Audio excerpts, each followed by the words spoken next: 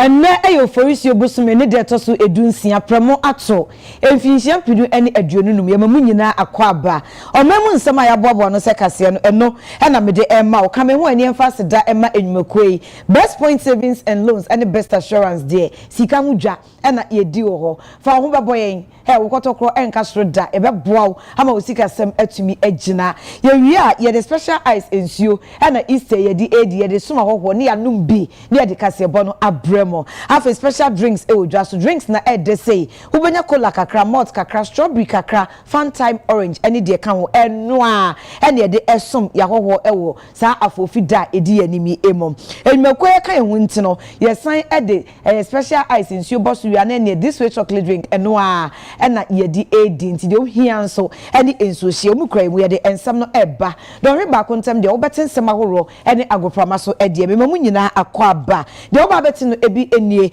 amampanyi John Dramani Mahama yeguso a eka say 1 million coders program wadanede yebekọ nyakotie ensema wode etudwa ewo no ebe na aban 24-hour economy no omanfom ye bodwa anwuma nso wo hwe kwan se aban nsi hu ana interest rate a wode bema wo mo no ebetimi aba form ede ama wo mo feed Ghana program eno ene safo a ede ensesa sonko ebeba Ghana yekuayo emo wei eye otukono ene de ensema esise etu eja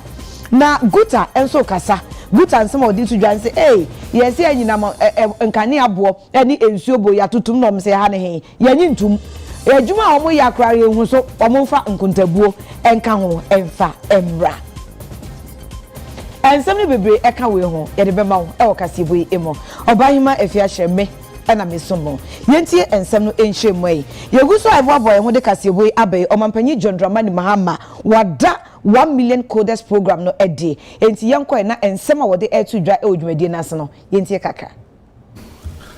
very much let me proceed on the protocol established by the minister and just say, distinguished ladies and gentlemen,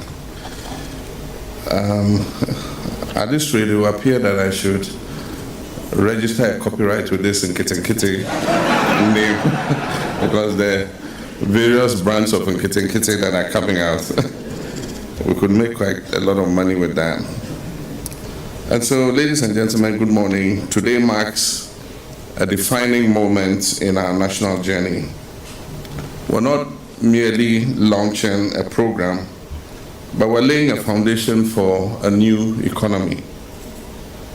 We're declaring with boldness and purpose that Ghana is ready to lead in the digital age. We're saying to our youth, to our communities, to the continent, and to the world that the future is here and will be part of shaping it. The 1 million coders program is not just a fulfilled campaign promise. It is a strategic pillar of our Reset Ghana agenda, designed to empower Ghanaians with digital skills critical for 21st century life and work. It is an intentional move towards building a knowledge-based, innovation-driven economy, one where our greatest resource, our people, are equipped to create solutions, generate jobs, and be able to compete globally. At the heart of this initiative is our belief in Ghanaian youth. We believe in your creativity, your resilience, and your boundless potential. This program is an investment in our youth, an investment in their future as coders, as analysts, as entrepreneurs, and as tech pioneers. When I asked for your mandate to serve once more as president, I made a promise that our national recovery will be people-centered, innovation-led, and future-focused. And that recovery begins by breaking down the barriers that hold us back, social, economic, and digital. Today, we begin breaking down those barriers. Over the next 4 years, the 1 million coders program will train 1 million Ghanaians in essential digital skills, from coding and cybersecurity to data analytics and networking. These are not just technical abilities, they are economic passports, pathways to decent jobs, entrepreneurship, and long-term social economic inclusion. We do not walk this path alone. Across the globe, nations that recognize the power of coding early have positioned themselves for extraordinary progress. Take Estonia, for example. In 2012, Estonia became one of the first countries in the world to introduce coding as a compulsory subject as low as primary schools. Today, Estonia is a global leader in digital governance and innovation, with one of the world's most digitally integrated societies. In the United Kingdom, since 2014, children as young as 5 have been learning basic programming. This initiative has helped build a new generation of problem solvers and digital creators. Finland has gone a step further, integrating coding into a broader interdisciplinary learning approach. This model doesn't just teach coding, it teaches young people how to think critically, solve complex problems, and work collaboratively, skills that are essential in every sector of life. Japan has blended coding into its science and maths curriculum, encouraging students to apply digital tools to real-world challenges. And in the United States, coding education is gaining ground across states, with growing support from the private sector and government for nationwide digital literacy. These are not just anecdotes, these are blueprints, and we're adapting the best of them to suit the Ghanaian context. Ladies and gentlemen, let us consider what this means for our country. First, job creation and economic growth. As of this year, the global business process outsourcing market was valued at $410 billion and is projected to reach almost $500 billion by 2029. Countries like India and Philippines dominate this space, offering services in software development, data management, customer support, and more. Ghana has the potential to be Africa's premier business process outsourcing hub. We're strategically located on the Greenwich Meridian. We're English speaking, and we have a vibrant tech-savvy youth population. With the right digital skills and infrastructure, our young people can attract outsourced jobs from around the world. Jobs that pay well and keep families and communities thriving right here at home. The second, entrepreneurship and innovation. Coding skills will enable our youth to create apps, to launch startups, develop digital solutions to our local problems, whether in agriculture, in healthcare, education,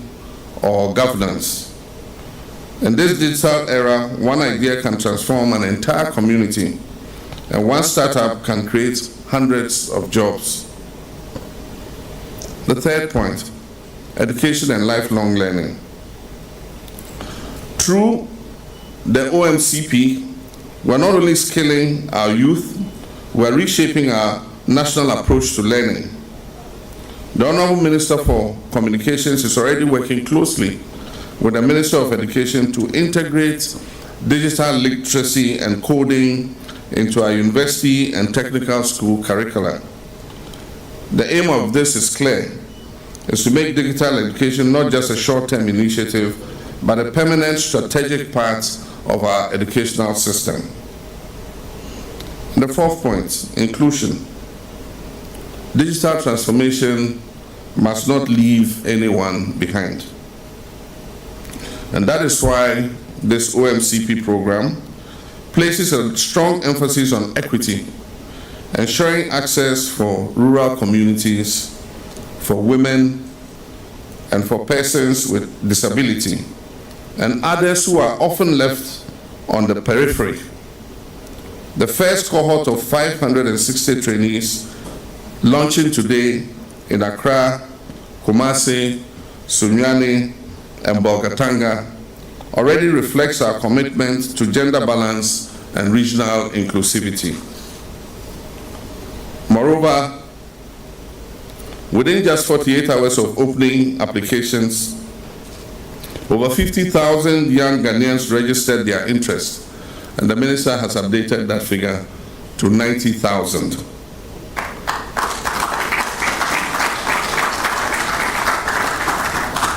This overwhelming response is a powerful reminder of the hunger for opportunity and the urgency of the task ahead of us.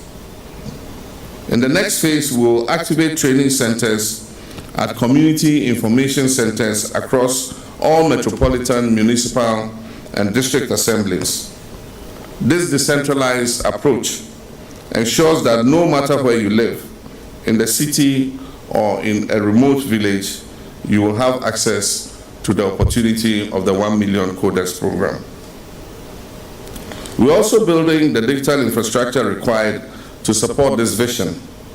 from broadband expansion to the provision of devices and learning platforms. Every layer of this initiative has been designed for scale and for sustainability. Let us not underestimate what this represents for our country. We're changing the national narrative from one of limitations to one of limitless potential. From a country that consumes imported technologies to a country that creates its own. From young people waiting for jobs to young people creating jobs.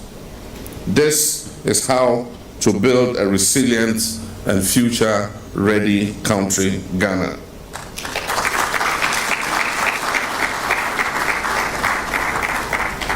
To the youth of Ghana, I say this program is for you. Take it and own it.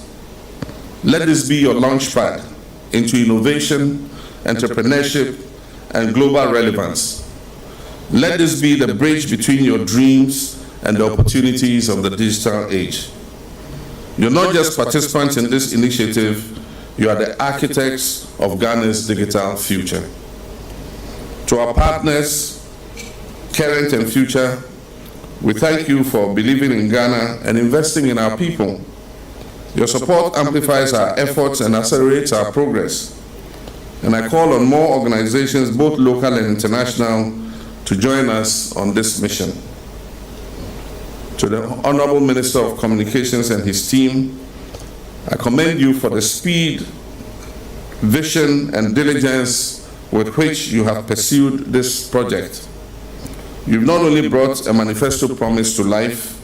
you have ignited hope in millions of young Ghanaian hearts.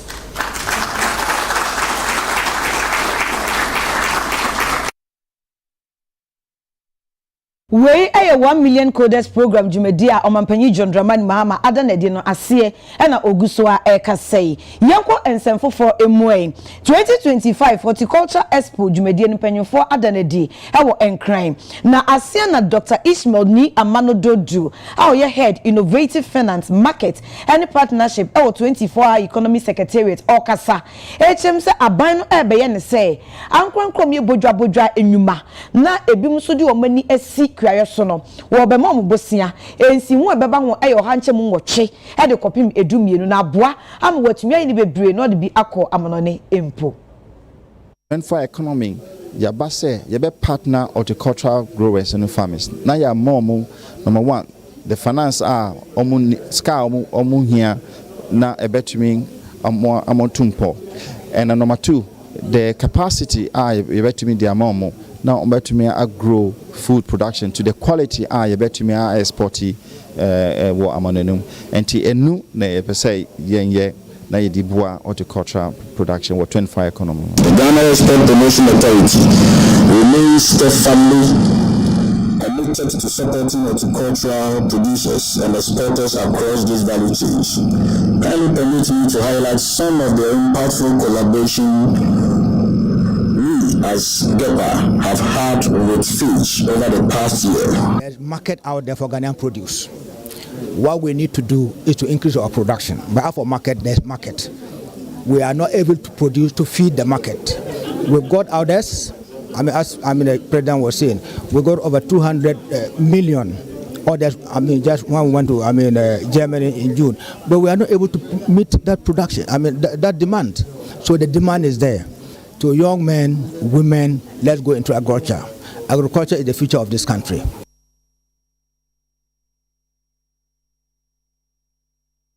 Presidential advisor ewo kuyayo ene ehun sensem eso eye Dr. Boama Otukono na ochirema osisafo abako a ebeboa ama Ghana ekuyayo nsisa etumi abem na enuane aye bebre na ne bo abafom no eye Feed Ghana program. Feed Ghana any planting for food and jobs are completely different. Planting for food and jobs near no more ye say almost started say one day fertilizer ne my private sector for be say ye ma subsidy okwa no akwache fertilizer no ye che fertilizer na ye hu baby fertilizer ne fire eno ma ne ye see ye planting so food na amba na jobs no so a ya mutu enti no eno ne they are completely different. Feed Ghana no ye broad umbrella o hwa mama on krabata bebre enye aduane enkoa anase food ingredients enkoa poultry so kan livestock kan nantwinam kan all this sector is considered. Say ye de akonya begu wono na ye boa akuafo a wo mu edon no baye no na ye boa akuafo a wo mu hwe ayemo anso na ye boa akuafo a womu ehwe eye fish anase womu yen tilapia ene catfish empata ne adwen ne nasefo no womu so ye hwe ne aso masen so omadwuma no ebetimi akonkan but ade ba ko a eye soronkokra wo we mu ne se sa policy we no ye di bibia ye frɛ no traceability edi akire amount of fertilizer baako wo de do 1 acre eburo sei na ese unya free mu si edi free wa emra ye di free wu no utwa wo no ba ye na ye gina ho no mo sei no ba ye na wo de betua ka wo de no ba ye tuaka wo pese wo ton na wo di tuaka nso wa ton atuaka eti traceability si ebetimi adi no ba ye na akade na chi akoduru kuani ni ho ne e make sure se kuani no akade na e de ama no no de ahye form anazo de agu form ama eno nso so no eho ensusanso e se free mu ba no utwa no ba ye no wetimi atwa sa no ba ye no. Na Dr. Boama Otukono SSA Feed Ghana program na ebetumi agina ne nan so a ene na ade ba ko aban ne beye ene se wo beyi akwan a eye papa ewo emiamia nyina ni chitude ede eko emfomfom no na atumi aboa ma se omanfo no edi nobai no eba ya atumi afafiri mfo no mo ede aba edwa so ama no ayeyi. Agro transport ya ade a eye one of the key cost component of aduane bo ewo dwa so because sabi o kuani na do watwa obi akoto ye friend aggregator ono nso eso di badwa so no obedi dwa etidwadifo no ne ema aduane ne bo ekosoro bebre no eya eye kwan ne nye car wo befa lorry fare obetua se kwan ne nye nso a lorry fare no ogedodo because eso tua ne spare parts no tofu ne nasefo eti no ya ade a ya hwehwe mu hu se ema aduane bo eye den kase pa eti no se yetimi yadwumadie we nyina na ndobae ne bu na aduane ne bo bafom na yensiesie yakwan a still aduane ne bo ebeye den eti na president mama so de bibi ba friend big push minim se what big push no na nisuade hunu ba ko ne se ebeboa ama yetimi atwa yeyi akwan ato areas a ye kuayo se de ebeye a akuafo ne do mo ndobae a wo mo betimi anya kwan papa de aduane na afaso na nkose aduane bi to say vegetables friend no perishable foods eno no utwa enche na asai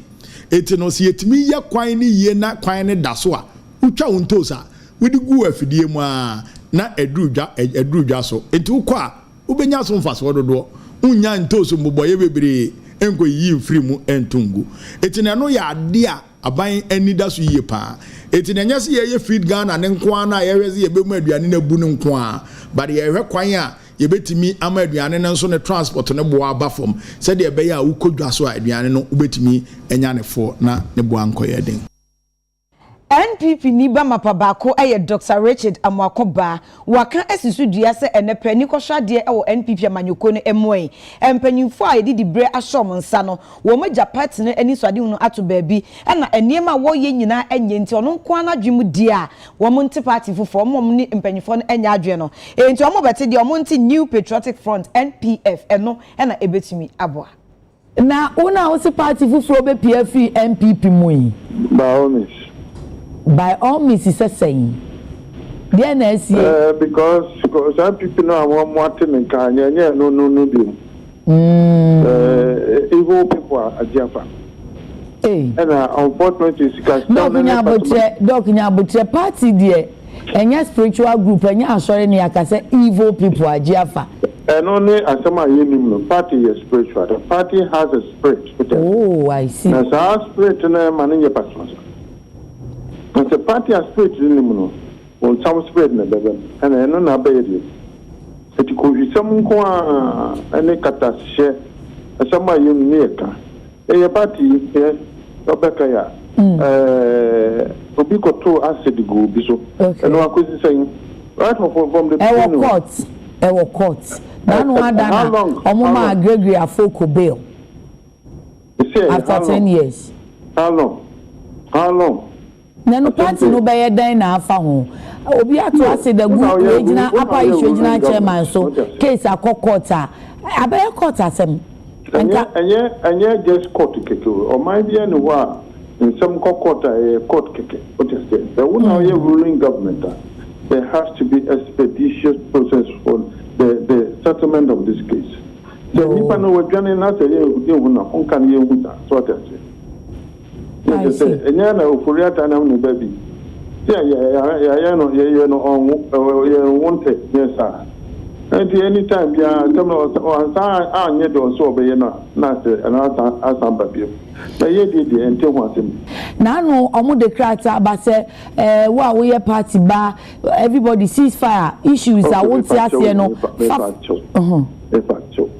That's a share, no, the him. I know the more to me some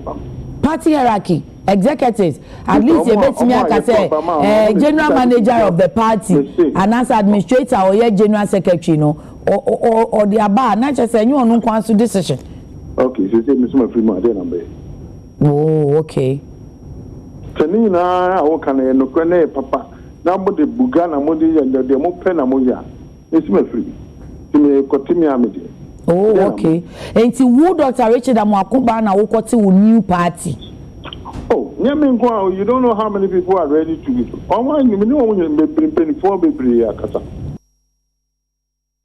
Asante mantem suafo Dr. Frank Amwakohene na odi atu dwase omanfo no ntena se obi akoye ene enkabo mu emu ekoba ne saa asante mantam ebetumpon ebe krabehye Asante mantama soafo no munyamfo Dr. Frank Amwako hine ede adesredia to eye Ghana fo nyina enkanka omo wa asante mantama sawotia anase wo free ano obia enkambom na kruye eno ene betima aboa ama empontedwuma ebetima gina ne nanso ode nsem wetu dwa ewo eye Premper Assembly Hall emra omudi adwumadie bi omato no din Education Science and Technology Fair ni nyina eka afahye nhyehyɛ ya eye omunyamfo Dr. Frank Amwako hine ene regional coordinating council akabo wo ye ekire se sa Easter brem no wo yesere be ya amanfo dodo na wo firi asante mantem ene wo mu a wo tran no ebetimi aye ade soronko a ebetimi amma eye kroye empontudwuma ebetimi apie mu e wasante mantem na mra okasa e wo Premper Assembly Hall no ocheche nsemu sei me de se emrante ni maba wane timamufo aso dwumadie mu a so far aye good eno kire se ye de omo pa no ma hwehwe e de ache because 6 March ana ye mabunu ndi bato manim se bibia ni ha emo manika krum ha boama omo anije e wa ha nti sikaba ne nsem kakra na wodi tukwai akọ ada nkruso akọye nti me no motena azibuzom se e da na mo hwehwe om se Easter idie minister ye bibi museum se de na menye om se ye nyina yenka ye homom ne enye Ashanti festival to showcase eye niema ye wo ewo Ashanti region na obi hu se Ashanti so ye de nie e na ye for education it mo ye ma no adwuma omo bo the lending auditorium ha otumu se yes omo nimde no mo sua de ebi omo SS4 na omo wo a lot of innovation on my ya ebi solar ebi dialysis machine among others omo dey ba bechire ye ne hu enema almost so even at the SS level they are able to do so that we'll be able to help them. Much for culture no you say food fair I bechire nnuane ahodo e wa ha obakuma se oba shanty we na pa aduane adia obia obeba ho bia hu ba bia na joint wo se be ya oba wani enkoye wo ya you say Jama festival na your cultural display. The chair say if we focus on what unites us and do less with the divided area, we should be able to build Ashanti region to the level I in there. Eno echi ena Ashanti regional director me check kwanche for penye ohwe Ghana Education Service so ewa Asante Mantema Dr. William Kwame Amankra Apia eso ene nsamchefo twetwe nkoma wo kire emfaso a san hihye na omaye no ye benya no Mantema. A good program bringing the schools together to showcase Adewo schools in him. Mostly, I am expensive for the region to exhibit some of these things. The way forward for GS or Ashanti region is we will put all our forces together and train our next generation. We want the children to have idea yede can say osuya wo bukuma o de nsabeye first no bi obeye engineer obukum ye pe engineer o de nsabeye adwuma ye pe obi a obeye technical obewie no otumi ye otumi de nsaye adwuma no one of our focus I pese ye enti we say no yeda mpanyfo ase so mama yesa akonya no omo ya Asante Fresh no omo de yaka ho say ye exhibit nyoma ye ko Supreme Court injunction application bi edom table eso Ghana for bi na disa injunction application ekoye de omo say Supreme Court nyina ene say onfa ni tumi ensi omampanyi John Dramani Mahama kwan said de be ya onton kosoa entutu anamobi a ebetumi aboa no ama woyi Chief Justice ne to akonwa enti sa injunction application na omanfo bi kodan Supreme Court no ehon senkaye no empanyifo etu ahye mebosome ne da etoso ensia wei ene ni mpre no so a watu asem no ahye eda Philippa Tanga mahai yenia bibia aboko de nyame adun bibia aboko fanche mu aka no mai yo ene nanke ye hwe nimu se sign junction application atimi a wo kan ye a otafo emra shebedwani Owura Vincent ekwasefo a de akoto Supreme Court ni no ka ye betie ana se ebeba so nemo ansa na bedwafo no ka beba betena se ni hu se court clerk ababa be free aban lawyer penny ye Dr. Dominic Ayini ene enkane aban lawyer penny ye Godfred Yebo Adame onna ojine Muhammad Vincent Asifua wababa be from a chamber hono mana se atimuafo no omo officer omo wono na omo ko tena ho kakra na so omo ko hye ho kakra be se 7 minutes ena omo pie baaye yete wa na ye twen sa temi ne be koso ye twen ya etwe ena abedwafo ne betena ase na abedwafo ne betena ase nyame hu ye ne se e wo se ko mu ye enum enso omo betena ase na omo ye enan enti aban lawyer penny sorry ye bo ni din ena Owura Godfred Yebo Adame nso eye ne de omo ye introduction ni wie ye no ena abedwafo ni odi omo nim eye Professor Henry Tamensa Bonsu e ka se omo nya problem kakra na for unavoidable reasons and I say bibi a omo ntumi ensi ano kwanti no assembly ne ntumi mmaso omo ebe tu ahyeda na omo tu ahye eye eda eye May 6 na omasan afre assembly biom intimity awa no enti ye pie kwa abonten no na ye bisa aban lawyer penyin se eye Owura Dominic Ayini ana Dr. Dominic Ayini se se si ya asem na nka mo hwehwe se ebe koso anasi ye betie na se si ya court na kan se no then na o kan o si o sa na court ni kan utumu se ni a esi no ye bibia ye den ma wo mu a wo ntumi nya ho hwie enti na akoba ne sa no na emom se ebe kai a Owura Dominic Owura Godfred Yebo Adame na no ka say esante nkrata ada court ni mu no be ya nka mampanyin John Dramani Mahama enu nkwan se otu anamu bia fa asem we hu ene ebisa aban lawyer panyin se de na o ka fa anase mwaye be no de ma Dominic Ayini mwaye be no de ma Godfred Yebo Adame no o say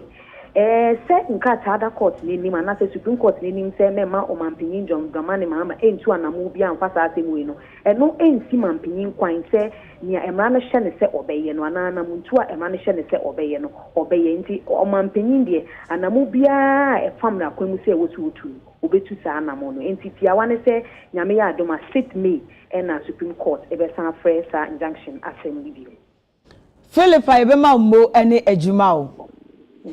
Yamani bofo Philippa Atanga edi amani boy efi Supreme Court ene ba ebesom yen yenko ensemfoforo emu Ghana Poultry Day celebration ne fa etoso enum no Agri House Foundation adane day na eno no wotwe adwini esi hia ehia si ye ma entakra yen edwumadie ekoso emfaso a ebenya wom se oman akwanya opportunities a ewuwom ene eniema bebre oso odigu akwan so no empanyefo abobo ho.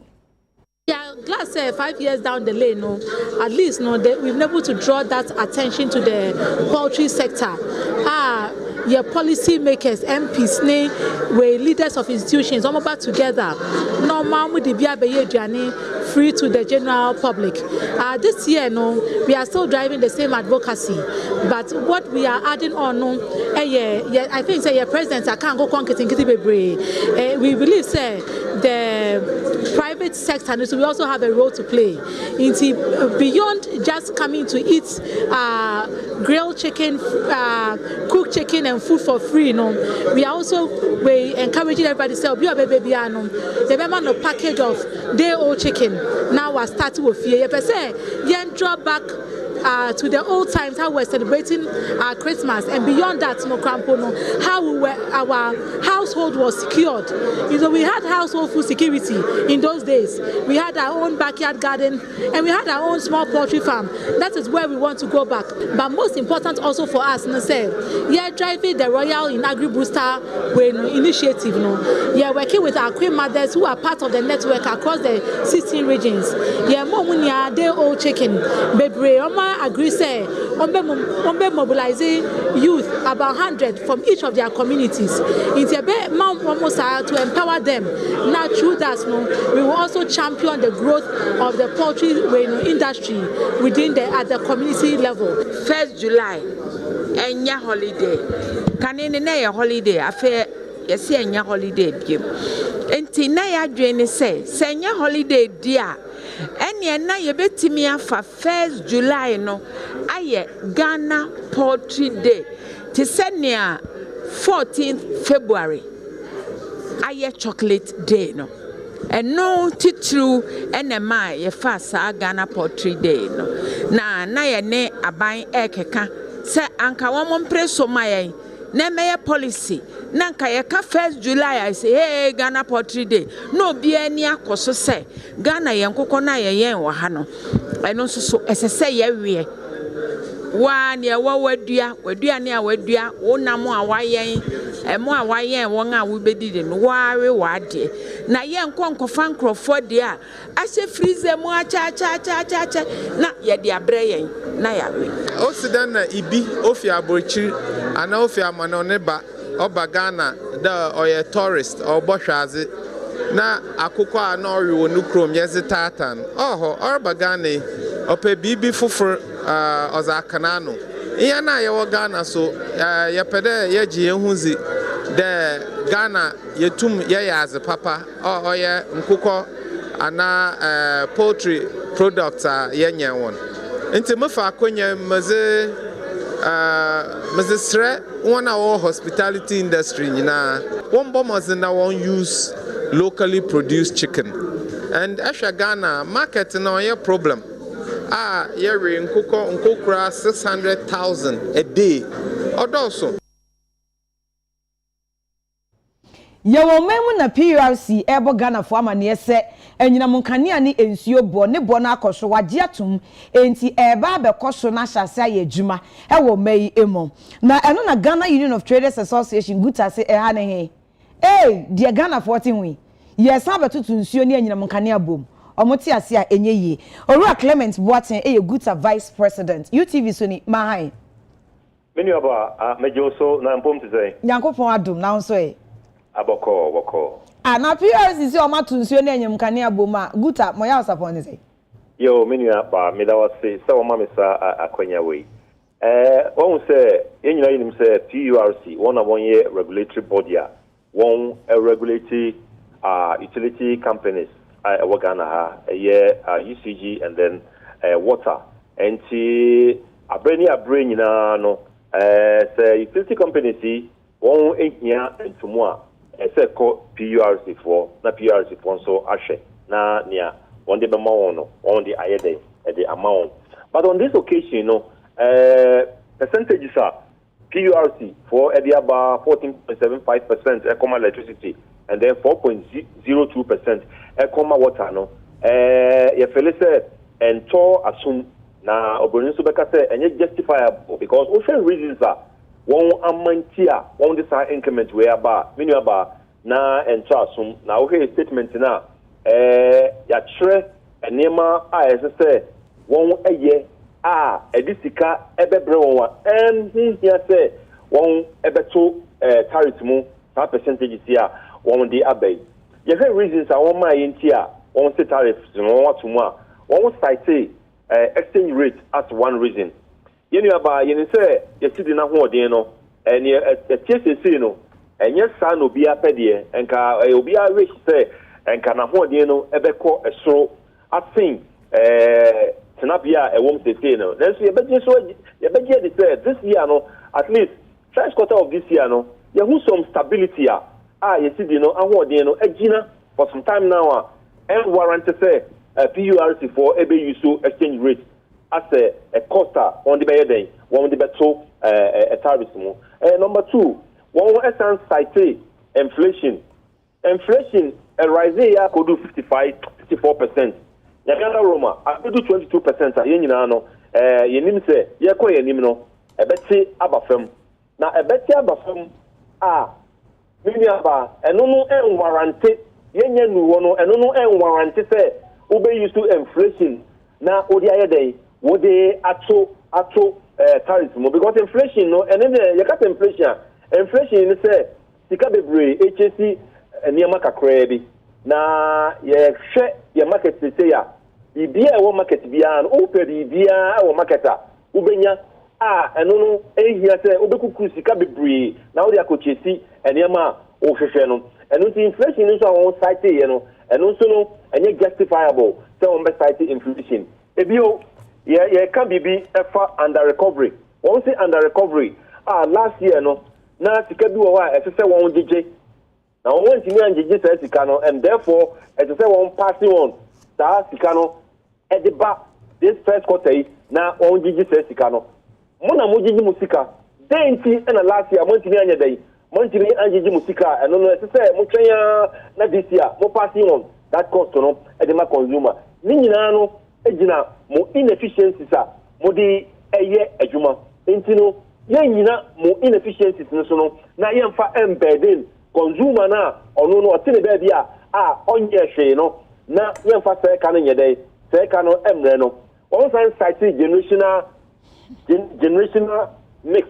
yenim say at this very moment no your generating capacity no kwa your excess generating capacity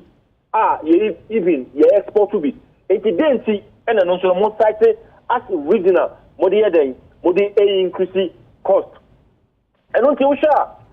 ya tofa enema one aya one ebenye sika ebenye increase on revenue collection rather than say one best site this regions in here one the year one the increase charges no reasons are your site here you feel say one the year juma ebeboa no one abreni na no you say one to niema e de won juma na niema na won to no e de won juma na you say niema won to no edu ba bia the cost of items now one inflate prices no now one inflate prices now benefit no echo nipa bi bottom a year to the detriment of the ordinary consumer. It won't check it one purchases acquire one fast so one purchases they can save a lot of money and no other one ama one enyesika who here say abreni abreno one be increase prices a be burden the consumer no I think so you say the way our billing system no etieno emma one ye if only efficient ɛmfa nyɛ ɛmfa nyɛ wɔn sika yɛwɔ a number of state organizations any big companies are one day electricity car one day water Ghana water car wɔn ntumi anyi gye sɛ sika no na emu no bɛhwɛ no the small consumer bi a ɔno ɔte baabi a ebi a nika ebi a bɛyɛ 100 cedis ana bɛyɛ 200 cedis no ne akotwa ne light mo anaasɛ ɔkɔtɔ unit a ɔde gu so a within the shortest possible time na yɛ dɛn na ɛkɔ na emu wɔn a wɔn de aka akɛse akɛse a ɛsɛ sɛ wɔn eyi so effective billing system ɛde gye wɔn sika no wɔn ntumi ɛnyi sika no na the small consumer no ɔno na ɔyɛ dɛn ɔno na ɔsɔfa nti no ɛsɛ sɛ no nso wɔn hwɛ na wɔn yɛ ɛno ho adwuma afei yɛhwɛ na nsɛn ya nsɛmsɛm a ɛsi wɔ ECG nneɛma a wɔn akraba over 1,000 containers ayera a yɛde mi ne wo sika ɛna yɛde kra saa nneɛma no ɛsɛ sɛ wɔn de yɛ adwuma ma ɛso mfasoɔ ɛba Ghana for nyinaa so nanso deɛ na yɛhu containers no ayera ama ɛka yɛ dɛn ɛka aba sɛ ɛka yi nti ɛna wɔn asan ɛde san brɛ o sɛ yɛn san bɛyɛ dɛn ɛnsan bɛtua sɛ sika no na yɛde yɛayɛ dɛn ne nyinaa ka ho bi a ɛmmoa local manufacturers because local manufacturers abrɛ nyinaa no wɔn complaining about high tariffs ɛma wɔn nyɛ competitive because nneɛma a wɔn produce wɔ ha no the same nneɛma no sɛ yɛkɔfa bi mpo efi amanɔne de ba a na yɛde afi amanɔne no de aba no ne boɔ no ɛwɔ fam ɛsɛn nea wɔn produce wɔ ha wakasa paa na yɛnhwɛ biribi nyame yɛ adom a May bosomi a edi yɛ nimre de ɛtɔ so mmiɛnsa ɛna ɛbɛhyɛ ase ayɛ adwuma enti mu wɔ anamontuo bi a mu betu ana maka ne sɛ maka ne tra kɛkɛ bɛsɛ mi hu wɔ no ɛna de ɛtɔ so mmiɛnsa aha sɛ ebia ne sɛ wo so wote a wafrɛ mi a me ne wodi ho nkɔmɔ yi nti no yɛnim sɛ aban fanyimfo nso ayɛ dɛ nso ate PURC for no wɔn nso ankasa nso ayɛ dɛn wɔn ankasa nso ate eti no nea yɛka no sɛ aban ɛne PURC for ɛnsi nkonnwa na percentages a wɔn de aba no sɛ ebi yɛn nyinaa mfi hɔ koraa na yɛnte so kakra na ɛmmoa consumers because already no consumers no yɛbrɛ enti no sɛ yɛde wei aba na sɛ yɛka ho asɛm a definitely aban ate enti aban ɔmfrɛ PURC for na yɛn nyinaa no yɛnsi nkonnwa wɔn frɛ yɛn a yɛn nso yɛbɛba ne abɛtɛ adwen na yɛn nyinaa no baabi a yɛde to a ɛbɛyɛ yie ama yɛn nyinaa no ayɛ yie ɛde ama yɛn yɛda se yɛmfa ne sɛ waka ɔmo anyɛ yɛbɛyɛ ne dɛn sɛ yɛka ne sɛ wɔn anyɛ deɛ a sɛ ɛsɛ wɔn sɛ dwade ne bia ni hɔ a ɔno ɔyɛ fa Christmas enti no sɛ wɔn anyɛ deɛ a na yɛn nso cost biara na yɛbɛyi nkɛn no yɛne option biara sɛ yɛbɛpass it on to the consumer nti at the end of it all no consumer no ɔbɛbrɛ nneɛma boɔ ɛbɛyɛ den ama consumer no ɔno ɛna ɔbɛyɛ den ɛna ɔbɛbrɛ na yɛmpɛ ne sɛ nti no ɛno nti ɛna yɛde abatɛ abanhwɛ na ɔnyɛ bibi nyɛ den ɛmfa ho ɔwura William Boatin UTV ɛda se awie yi o ɛsome da wase mendia ba menye William Boatin ho Clement Boatin William Boatin no ɔwɔ UCG na Clement Boatin ɛda se yes mendia ba ɛda se pa Guta Vice President Clement Boatin ono ɛna meneno abo enkomwe yi yenko ensɛmfofo mu ne yɛkɔ Kratche West mrahye bedwani ho Kratche West ɛyɛ honorable Helen Adwanto so or the fiber speed boats mienu ama eposo asrafo Ghana Navy di dwuma ɛwɔ Kratche West ɛne ne mpɔtemu a wɔn motai edi akɔneaba ɛwɔ frautade no ɛso no sɛ wɔn mo anyie ɛkɔba sɛ bi a obatan bi ana opinfo bi ho dodro no yaafo bi ho dodro no ye bɔ na chi edna kopiem ɛwɔ Kratche Hospital na wɔse ye de ne ɛfa ensuo no so a na aboa ma entem so no adwuma no ayɛ mre ɛde ama wo Aglan Kope and its surrounding communities no refer bia no your boat operator obekwakofa onipa no na ntempara na omode omaba Kratche Hospital enti na medi boati ema Aglan Kope community enyo munkwa me say we have adjoining community datake e wo hono mo betumi akọ enchene Kope kra betumi akobasa areas no kra akọfa nkofo a won very from aba se ne be because yetanya emprempi no yente nsempa obi eba hase na owo kwanso until with this speedboat because on boat no use 1.5 hours we use 45 minutes na omochi bi abedru antina with the boat no ema won with the military navy for no omo ni boat enti omuntimi nko patrols yeni say eh tititi sam enti so omote kura wo muntimi enko ba bia if say omunkura boat but with this people to know say wo munya information bia ntempara ombetimi alcohol Navy for na ye no wo mo na wo so wo ye wo ban e wo insurance so o mu ni means bia wo mo de be ntempanara ombetimi adu wo na wo ma se e ya na ye na fi o mo frefre assembly ni implements it is a boat we are aba eno so aba be boy se o mo referral bia e simple pra o mo nkasa be fa o mo na o mo di ni pan and say Navy started by Broma 2006. Navy to see Navy was done by Yeji and Akitakachi and Pandu. But or no, and our factory also said, or one Navy. We are, you are now, yes, nice, but now a real. And Fasua, you been free at your way soon, a dozen soon. Into me, can but Cecilia, I bet you can say, you were GD said. Yema yankoda no ani apinfo ne papafo a ombe yare a ombe ko aglan copy chips na yebeka se omuba krachi no enye problem bi enya sem bia be ma ye dadu bi Yempa ni nkohwade ewo N1 kwantempon a ewo La Paz no eso omanfo na no dem efi amene ekwan fa bi ama waye tantantan wo sese assembly ene mpanyifo emfa wo mo enyim 2 weeks in there and be good has say I na zoom lion for ne besesa enti so mo my there na egu ha sa ye enti me kura wa ha o ye bra nkasa ama ye yare na say kom koda hospital enti esrem pen for say no mo fa that's me bi me si ama ye na ye fe we ya na de akwa akoko we say ya emframa na afa ma na be bia say na me bra ba abeka mo si esrem pen for ye ba mo chaw mo me bola pass for na ye bra wo bola no ye enti me kura ama yare yeah Ghana for ye na enye dem pay for ye pay bia you no obeja market out for now is your parliament on so ye business or that ball mine no so that here into one more to ball the ground now zenke ye bibi say ye first created to monitor so that here nan come for ball and here dey engwa because I hanya baller so that here into pay for it me bua nan come monitor na with the ball go na echiwa next time obi sinin fa bi here dey emetu obiem so any ne kaka house and committee here dey eka look at the ball ya gu ha omo wala pass ya see na ye ball no gu ombe gu ka na ba be fa ba be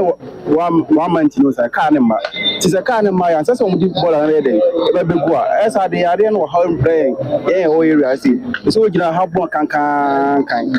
oh ya o say timon fo no wo ya dey bia we na yare nde be bre omo na di fife ne ba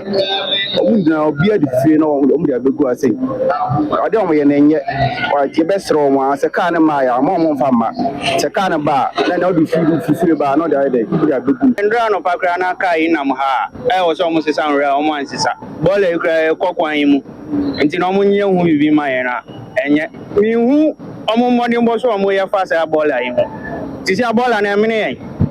emine pa anti esrom omo pe obi nka omo hu na omo sesa ball no omo ya na on the be dua ye person penifo na bete aka hunye obi na ko ba bete e wo ha wo de ball be gua na ache wo ne de ko abeka na ball ka abeka ko na ka ball ka obi amfa ball am be gua biem adenti na amaya ye wo na main road ho enu ana me da be na from the obi kasa wo Spain video call na o say your friends and then nansa and then na hold the Spain o try one o man no me dey eche o timi go wa fe onu bo video call o try che o say ana me try hard to no na for that for no say o say Ghana dey eti ya pa ni for no chew yes on pa man for na ka o meta ha najo o meta na jo bi the ball abegu na ache no na kwa beka code na kwa beka code ebi na kokọ ni abonika anaze ya man 3 months o next time o because so the ball abede e ba begu a